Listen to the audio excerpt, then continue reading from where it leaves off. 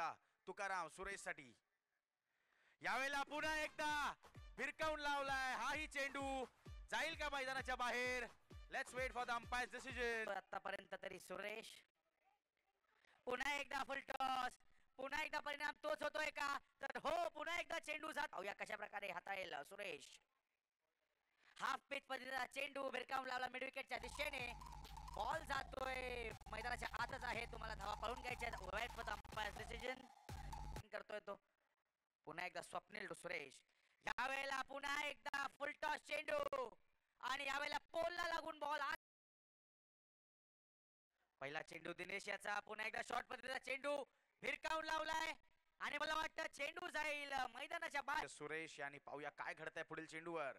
ओहो यावेळेला पुढे केलेला हा चेंडू होता नक्कीच मिड विकेटच्या बाहेर जात असताना या ठिकाणी पूर्ण होत आहेत.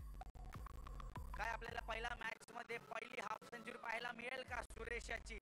फक्त 4 धावा दूर आहे तो म्हणजे सुरेश आणि नक्कीच काय बॅटिंग करतोय. 14 चेंडूंमध्ये 46 धावांवर बॅटिंग करत असताना काय घडतंय. स्टाईल मध्ये आपली 50 पूर्ण करेल का.